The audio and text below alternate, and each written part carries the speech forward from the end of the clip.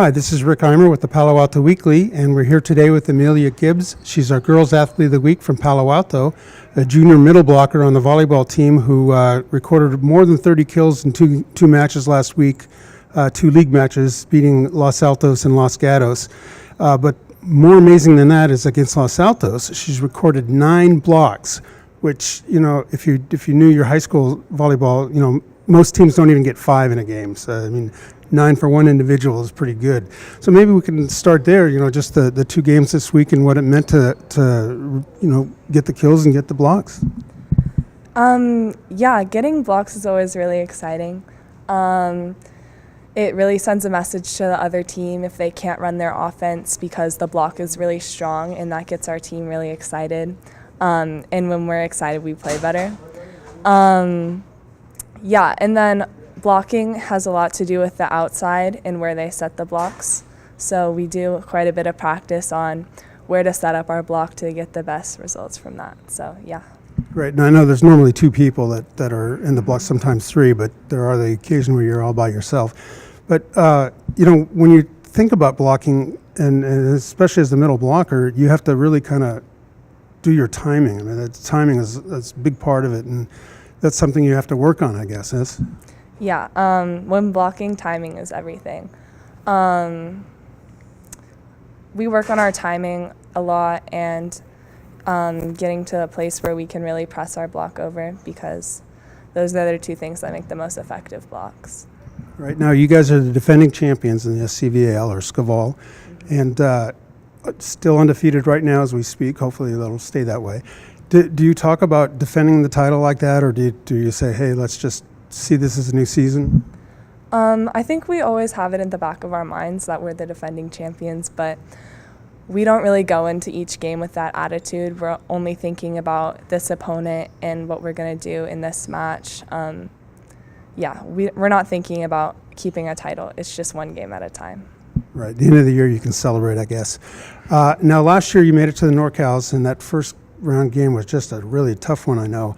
Is that something that still bothers you guys, or do you kind of be able to slough that one off? We were really disappointed. We thought we could have gone farther last year, but it's a new year, and we graduated so many seniors last year. It's almost a completely new team. We only have 4 returning players. So we know that it's a new year, and we're not going to have the same problems as we have before.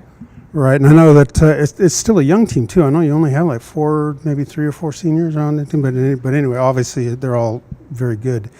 And working with the setter has got to be like one of the main things. Could you just talk about your setter and how you've worked with her? Or 2, you've had 2. Yeah, we have 2 great setters. That's Kylie and Hillary. They're both underclassmen. So, along with the rest of the team, they're still getting used to the varsity experience, but I think we're super lucky to have 2 such great setters who can set our middles really well, especially because middles are a big part of our offense. And if you don't have the setting, then you can't run the offense like we do, and our offense is really important to us. We play a really strong offensive game, and that's really down to the setters. Right. Now, I know your coach this year was the assistant last year, so I guess that's good to have that kind of continuity. But, even still, it's still probably a different system or the same system. I don't know. But, do you have to any kind of adjustment for a new head coach? Yeah, it's similar to last year, but it's definitely different. Coach Benji has put a lot of emphasis, especially on our mental game. And we've been spending a lot of time working on being mentally strong again as a young team. That we didn't really have last year, which could have been helpful to us towards the end of the season. Right. Now, I'm sure that there's nobody better, bigger critic of you than yourself, but I know your coach has probably kind of set some standards for you. Do you guys talk about, how far you could go? We don't really talk about how far I could go. It's just always putting in your best effort for every game, always supporting the team. Yeah. Well, of course, that's the way to do it. And then, I know that you've been getting some letters, so I know there's some interest, obviously, out there. And we won't go into details because you're only a junior. You have a lot of time to relax. But as you move forward, you guys have set some goals, I'm sure, about getting back to NorCal, maybe going a little bit farther. Are these things you talk about all the time, or like you say, you just take it one game at a time? I think we're definitely expecting to go to NorCals this year. We want to win CCS. Hopefully we'll be in the open division, so that'll be pretty challenging for us. Yeah, I think we're just going to see where it takes us. Right. You were in the open division last year, which was, a great honor, one of the 8 best teams in the CCS. That's what they say. So we've been talking to Amelia Gibbs. She was our Athlete of the Week this week, and congratulations. Thank you so much. And if you want to find out about our Athlete of the Week next week, hit that subscribe button down below or visit us at pasportsonline.com.